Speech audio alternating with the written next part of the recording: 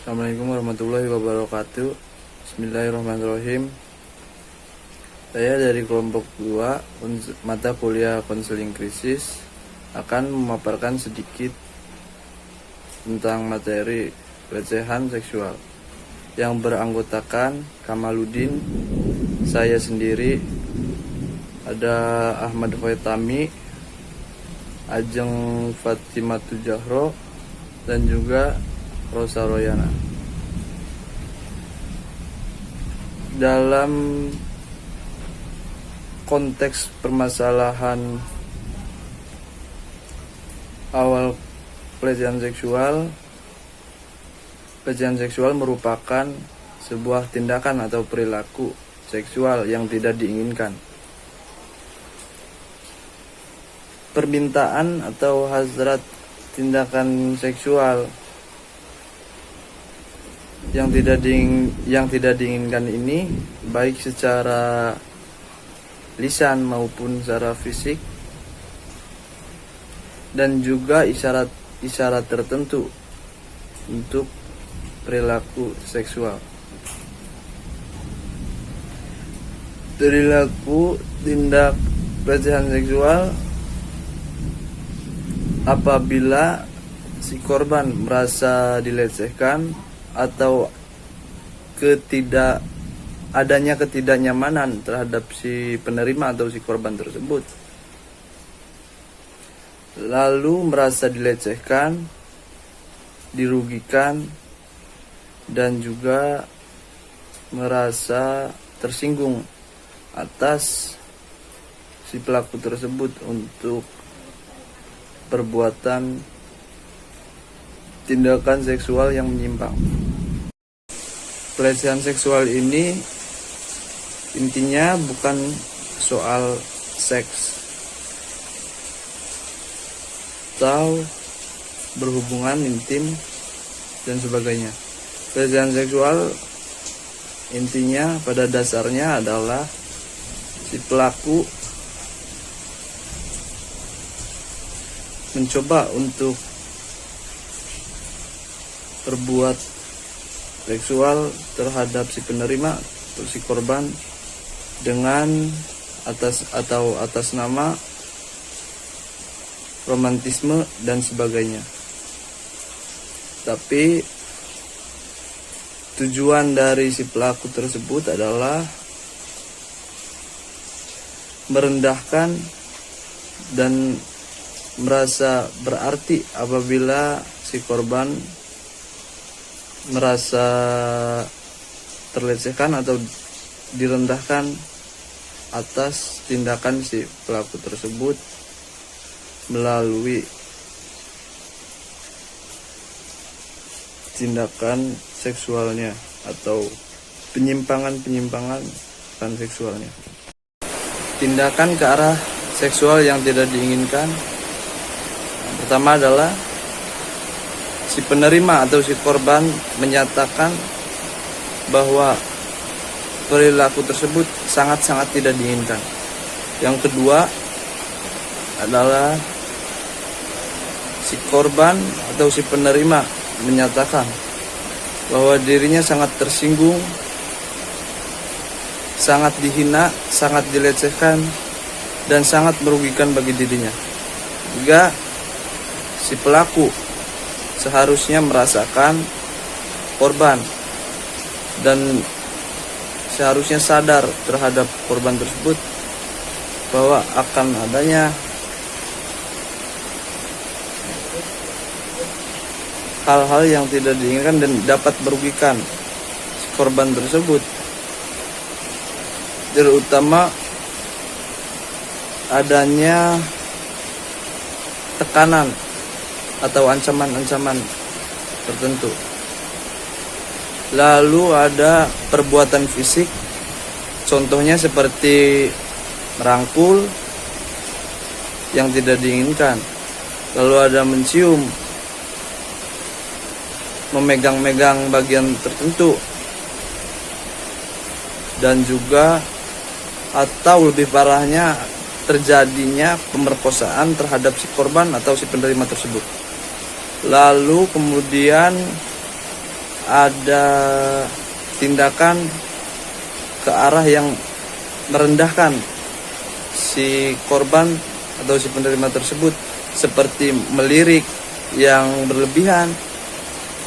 Lalu kemudian ada melihat bagian-bagian tubuh tertentu secara berlebihan kepada si korban tersebut.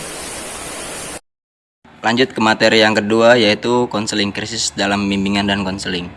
Krisis merupakan fenomena perkembangan yang normal terjadi. Intervensi apa yang diberikan dalam kondisi krisis dapat mencegah masalah dalam perkembangan emosi dan pendewasaan. Konseling krisis adalah penggunaan beragam pendekatan langsung dan berorientasi pada tindakan untuk membantu individu menemukan sumber daya di dalam dirinya dan atau menghadapi krisis secara eksternal. Kondisi krisis memerlukan perlakuan khusus. CTSN dan National Center for PTSD menjelaskan terkait pertolongan psikologi pertama yang dapat dilakukan meliputi menjalin hubungan dan kesepakatan, mengelola rasa aman dan nyaman, stabilisasi emosi, mengumpulkan informasi, menganalisis kebutuhan dan tujuan, dukungan sosial, serta informasi coping. Konseling krisis dapat dilakukan dengan beragam pendekatan konseling, pada umumnya seperti pendekatan person-centered, behavioral kognitif, realita, dan lain sebagainya. Hanya saja konseling krisis dilakukan secara singkat dan langsung pada saat itu juga, mengingat kondisi krisis yang berlangsung dalam jangka waktu tertentu saja. Konseling krisis memerlukan konselor yang siap menghadapi kondisi krisis. Karena krisis dapat terjadi secara mendadak, maka diperlukan konselor yang tenang, peka terhadap kondisi lingkungan, mampu mengendalikan emosi, mampu mengambil keputusan dengan cepat, serta menguasai keterampilan konseling krisis. Baik, saya akan melanjutkan materi yang ketiga, yaitu menjelaskan beberapa pendekatan terhadap korban pelecehan seksual. Yang pertama, langkah pendekatan terhadap korban dapat dilakukan dengan cara komunikasi interpersonal. Komunikasi interpersonal dapat didefinisikan yaitu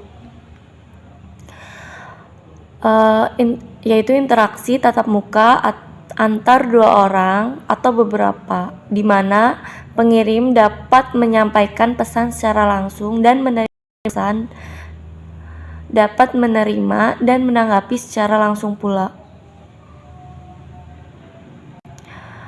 Komunikasi interpersonal di dalamnya dapat dilakukan feedback yang baik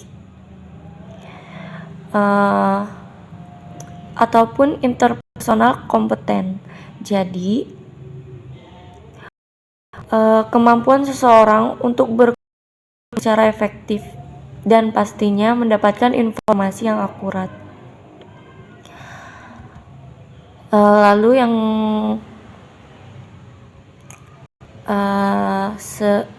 intinya komunikasi interpersonal yaitu langkah pendekatan yang dimana kita dapat bertukar informasi terhadap korban, lalu menyampaikan pesan dan melakukan feedback yang positif terhadap korban. Langkah-langkah pendekatan yang digunakan selanjutnya adalah bermain peran. Metode merupakan cara yang digunakan untuk mempraktekkan rencana yang sudah disusun dalam kegiatan nyata agar tujuan yang telah disusun tercapai secara optimal. Sebagai konstruksi teoritis, tindakan berpura-pura atau the act of pretense didefinisikan sebagai non-literal atau perilaku seakan-akan. Berbagai budaya mengenal berbagai jenis permainan yang kemudian bermuara secara teoritis dalam jenis permainan berpura-pura atau pretend play, seperti bermain simbolik, symbolic play, bermain peran, role play, bermain imajinatif, imaginative play, bermain membuat percaya, make believe play, bermain fantasi, fantasy play, bermain dramatis, dramatis play, dan social drama. Sejauh ini, istilah-istilah tersebut masih digunakan secara bergantian dan tidak memiliki perbedaan teoritis yang cukup jelas dan objektif, tergantung pada konteks di mana permainan tersebut digunakan. Dengan mengacu pada metode pembelajaran anak usia dini, salah satunya adalah belajar sambil bermain. Maka pendidikan seks anak usia dini dapat dilakukan dengan metode belajar sambil bermain. Beberapa negara di Eropa seperti Inggris dan Irlandia mendukung bermain sebagai kerangka dari kurikulum pada pendidikan anak usia dini, menurut Whitebread 2010.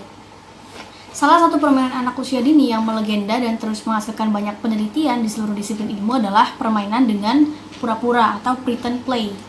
Istilah pretend play pada umumnya digunakan untuk jenis permainan di masa anak-anak mulai mampu berkomunikasi secara transformatif dan secara kolektif mengubah objek, orang, dan situasi dalam rangka menciptakan situasi non-literal atau perilaku seakan-akan. Telah banyak penelitian dilaksanakan dalam rangka menyelidiki peran permainan pura-pura untuk anak usia dini. Penelitian-penelitian tersebut berkisar mulai dari studi etnografi tentang bagaimana jenis permainan ini berkembang, bagaimana fungsi permainan ini secara spesifik, dan bagaimana faktor-faktor kontekstual secara langsung ataupun tidak langsung memberikan hambatan dan dukungan terhadap perkembangan jenis permainan ini. Menurut Ahmad Mukhlis tahun 2016. Sekian pemaparan materi dari kami, kurang lebihnya mohon maaf. Wassalamualaikum warahmatullahi wabarakatuh.